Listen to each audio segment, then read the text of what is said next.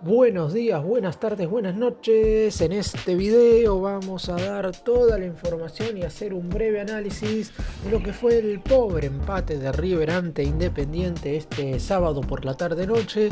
El equipo de Gallardo jugó sin lugar a dudas el partido más flojo que ha disputado hasta este momento en este segundo semestre y únicamente se pueden destacar un par de cuestiones. La actuación de Franco Armani, claro está, el arquero de River fue figura inexorable de este encuentro. El debut de Lautaro Rivero como un rendimiento más que positivo, teniendo en cuenta que el segundo marcador central terminó siendo, a mi entender, el segundo mejor jugador del equipo.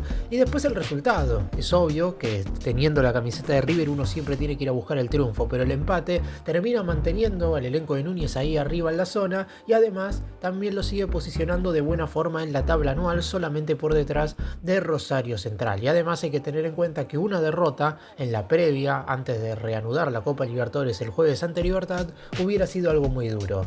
Obviamente también muchas cuestiones negativas, más allá de lo que es el propio rendimiento del equipo, que no jugó bien ni individual ni colectivamente. La lesión de Germán Pesela, se espera lo peor en relación al defensor central, y además que el equipo no ha podido en ningún momento acomodarse en lo que fue el encuentro. Hasta ahora se ha enfrentado a dos rivales de verdadera, no sé si puntualmente jerarquía, pero dos clásicos como San Lorenzo e Independiente. No pudo ganar ninguno de los dos partidos y tampoco pudo convertir goles. Empecemos.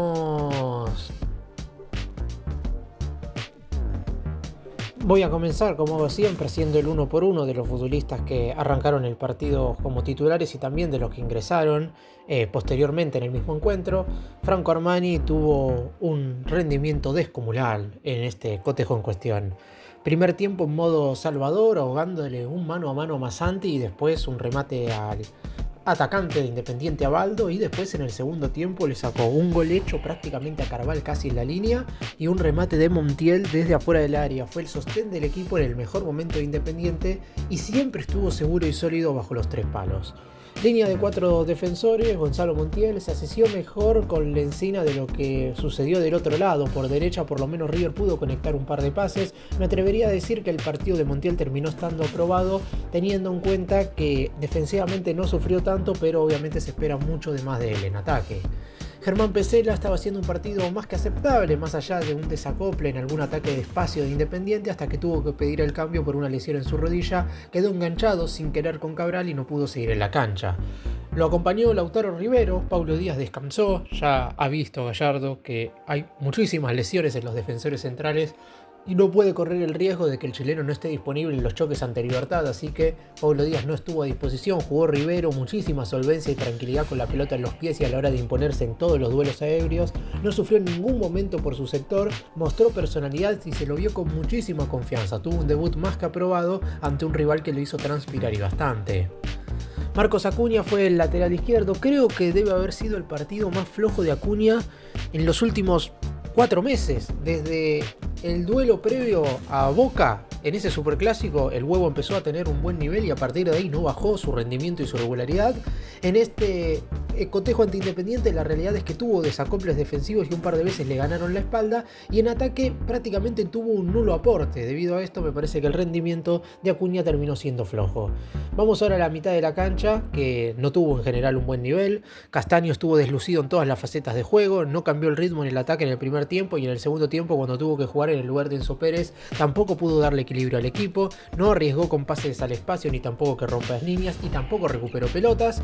Enzo Pérez salió reemplazado en el entretiempo porque no pudo en ningún momento tampoco acomodarse el encuentro. Quedó muchas veces mirando de atrás a los volantes ofensivos de Independiente y eso hizo que quedara mal parado en un par de oportunidades.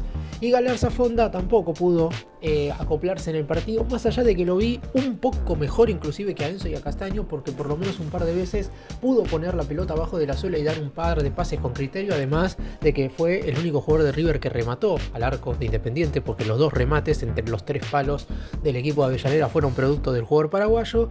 Tuvo esa chance, pero después posteriormente no pudo en ningún momento asociarse con el resto de sus compañeros. Vamos ahora con los delanteros. La realidad es que todos estuvieron imprecisos. Lencina errático errático, decidió casi siempre mal en ataque, en defensa ayudó en un par de oportunidades a Montiel, pero obviamente se espera muchísimo más de un jugador de sus características. En el caso de Colidio me parece que lo buscaron poco, teniendo en cuenta que un par de veces tuvo lucidez para sacarse a un par de jugadores rivales de encima, pero la realidad es que si te llega pocas veces la pelota, muy pocas veces vas a poder desnivelar. En lo que respecta a su faceta defensiva, también en algunas oportunidades retrocedió bien para ayudar a Cunha, más allá de que esa no es su principal función.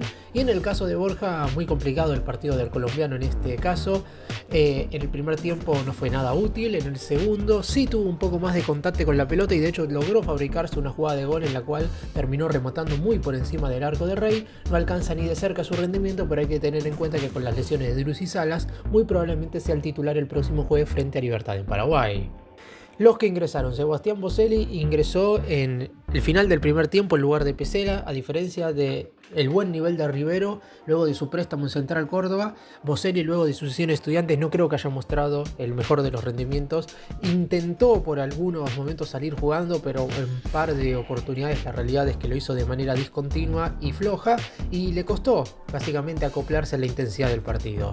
Y después entraron Quintero y Galopo, que me parece que en el entretiempo Gallardo decidió tirar el equipo un par de metros más adelante, lo cual no le sirvió para equilibrar, pero sí por lo menos para juntar un par de pases de 3/4 de cancha hacia adelante, y el colombiano y Galopo terminaron siendo parte de eso, más allá de que a la hora del retroceso a los dos le costó muchísimo.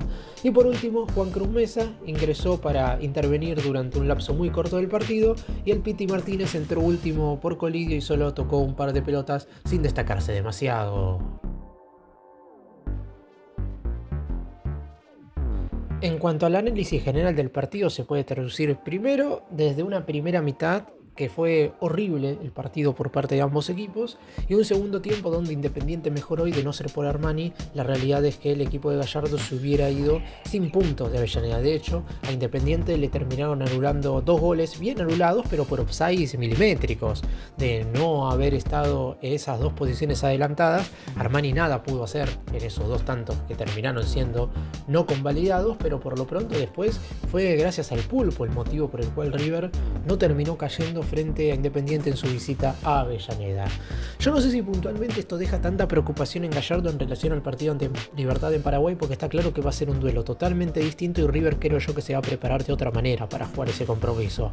Además hay que tener en cuenta que no jugó Paulo Díaz, más allá de que su reemplazante, que fue Lautaro Rivero, fue el segundo mejor jugador del equipo. El chileno le da cierta constancia y solidez defensiva al equipo que lamentablemente no tuvo hoy. Acá el principal problema pasa por de mitad de cancha hacia adelante y por el hecho de que desde que se lesionó Salas, River solamente le convirtió 3 goles a San Martín de Tucumán, y ninguno de los tantos marcados fueron por los delanteros, porque claramente Borja está en un nivel bajo y Colidio necesita de futbolistas que se junten más con él para poder generar situaciones de gol verdaderamente claras. Lo que en la semana se discutía, que era el posible ingreso de Quintero por Lencina, me parece que en este partido queda totalmente deshabilitado, más allá de que Lencina no haya hecho el mejor de los encuentros. La realidad es que Quintero hoy no está quizás para ser tan constante dentro de un mismo encuentro.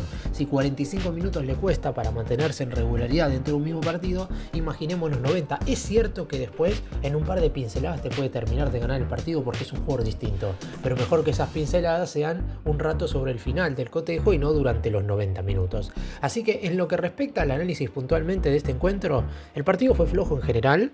El primer tiempo fue parejo, tirando a malo, porque ninguno de los dos equipos logró sobreponerse. Solo sobre el final del primer tiempo Independiente tuvo ese mano a mano de Massanti que con los pies Armani logró contenerlo muy bien, y después posteriormente llegó la segunda mitad donde River no generó ninguna situación de gol clara, más allá de la media vuelta de Borja que terminó con su disparo hacia las nubes. Después Independiente tuvo, además de los 2 goles anulados por offside, otras 3 situaciones donde pudo haber convertido y, repito, de no ser por Armani, se hubiera llevado al triunfo.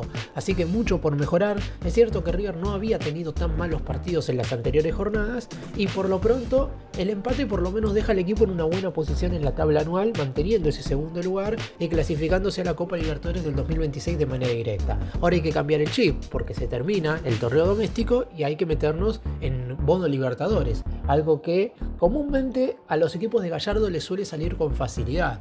Ya de por sí las declaraciones de algunos jugadores post partido frente a Independiente marcaron un poco el hecho de que hay que dejar de pensar en lo que fue este pobrísimo empate frente al rojo y que ya hay que meter la cabeza en lo que va a ser el duelo del próximo jueves. Por lo pronto, River ha dado claramente un paso hacia atrás si analizamos los últimos rendimientos en general, sobre todo en materia colectiva. Obviamente que hay futbolistas que tienen que mejorar su nivel individual, como es el caso de Kevin Castaño, como es el caso de Enzo Pérez. No voy a poner todavía cuña en esa bolsa porque es el primer partido flojo del huevo desde hace bastante tiempo, pero la realidad es que River necesita tener más constancia en los niveles de sus jugadores y de esa manera podrá sostener un buen rendimiento a lo largo del tiempo. Y voy a hacer una apostilla en este video para hablar de Lautaro Rivero, teniendo en cuenta que Gallardo sorprendió antes del arranque del encuentro con la inclusión del juvenil en lugar de Paulo Díaz, y el pibe que estaba haciendo su debut con la camiseta de River, porque ya había jugado cotejos con Central Córdoba, pero era su primera presentación con el manto sagrado, no solamente no defraudó, sino que tuvo un muy buen rendimiento. Después de confirmarse la baja del chileno por una inflamación en su rodilla izquierda, que obviamente no le va a impedir jugar el jueves, pero por lo pronto, si acumula muchos minutos, podría llegar a ser algo negativo, el muñeco le dio la posibilidad a Rivero de tener su primer partido oficial con la camiseta, y el debut estuvo muy por encima de las expectativas. Más allá de que todos los que hemos visto a Lautaro Rivero creemos que en River puede rendir, la realidad es que su rendimiento fue muy pero muy bueno. Regresó hace unos meses de Central Córdoba, pero aún no había tenido minutos. En el primer tiempo mostró sus principales virtudes: la presión alta, el anticipo sobre los pases rivales y sobre todo simpleza para resolver. Es un jugador que a la hora de salir jugando no se complica, toca rápido y cuando fue necesario despejó largo sin ningún tipo de duda. Si bien tuvo una distracción en la que no siguió la marca y Abaldo remató, jugada que Armani controló sin problemas, se repuso de inmediato en la jugada siguiente, donde ganó muy bien la posición a Loyola, el mediocampista de Independiente, que podría haber terminado quedando mano a mano con el arquero de River. Sin embargo, la mentalidad y el buen timing del central millonario provocó que terminara siendo una jugada aislada sin peligro. En la segunda mitad le cambiaron el compañero de zaga, obviamente, porque dejó de estar Pesela por su lesión. No voy a hablar puntualmente de la lesión de Pesela en este video porque quiero tener más detalles puntualmente de qué es lo que le sucedió, porque no es lo mismo que haya sufrido un esguince grave de rodilla a que se haya roto los ligamentos cruzados. Por lo pronto, el central se fue llorando. Ingresó Boselli, tuvo que adaptarse a jugar con el uruguayo, y si bien mantuvo el mismo temple y orden defensivo, River ya como conjunto, defensivamente hablando, no fue el mismo. Más allá de que en el primer tiempo, como dije, River jugó muy mal, por lo menos en lo que respecta a la solidez defensiva, Independiente no había generado absolutamente nada, salvo por esa situación sobre el final de esa primera mitad. En el segundo tiempo sí, ya el medio campo no paraba a nadie, y es por eso que los defensores centrales quedaban todo tiempo mano a mano con los jugadores ofensivos del rojo. Ante algunos errores colectivos, sobre todo en lo que respecta a la marca y la ubicación, Rivero se vio exigido y sufrió un par de oportunidades los ataques de Independiente. Sin embargo, en más de una oportunidad desactivó algunas jugadas de ataque, cortándole una media vuelta a Cabral, después ganándole en un mano a mano al recién ingresado Tarcia. La realidad es que en general, en las luchas mano a mano individualmente contra los jugadores de Independiente, Lautaro Rivero estuvo muy bien. 6 de 9 duelos ganados, 2 intercepciones, 7 despejes y 2 entradas exitosas. Rivero fue sin lugar a dudas, después de Armani, el mejor jugador de River en este partido ante el rojo. El defensor además dio 35 de 44 pases correctos y acertó 7 de los 13 pases largos que metió. Es decir, hasta en los momentos en los que tuvo que arriesgar estuvo correcto, teniendo en cuenta que más allá de que un defensor jugando con la camiseta de River tiene que saber cuándo reventar la pelota, obviamente tampoco todo puede ser pelotazo hacia arriba. En algunas oportunidades tuvo que ser preciso a la hora de pasar el balón hacia lo largo, y lo hizo también de manera correcta. Lamentablemente, como dije recién, la mitad de la cancha y la delantera del equipo no funcionó de manera correcta, por lo que cada vez que River seguía jugando de buena forma por medio de Rivero, después esos ataques quedaban totalmente neutralizados y absolutamente en la nada. Para cerrar y contar un poco lo que viene en el corto plazo en el mundo River, próximo jueves desde las 21:30 horas en el Estadio La Huerta, la cancha de Libertad, el más grande enfrentará al equipo paraguayo en condición de visitante por la ida de los octavos de final de la Conmebol Libertadores. 3 días después, próximo domingo 17 de agosto, desde las 18:30 horas frente a Godoy Cruz en el Monumental por la quinta jornada de la zona B del torneo Clausura. Posteriormente, jueves 21, la vuelta frente a Libertad en el Monumental. Veremos qué resultados necesita River para clasificarse a la siguiente instancia del torneo. Ya es una obligación meterse entre los 8 mejores de la Copa. Posteriormente será lunes 25 de agosto, visitante de Lanús con público del Millonario en ese partido en cuestión. Y todavía esto último no está confirmado, pero el jueves 28, tan solo 3 días después de enfrentar a Lanús, se disputaría en Mendoza el cotejo contra Unión por los octavos de final de la Copa Argentina.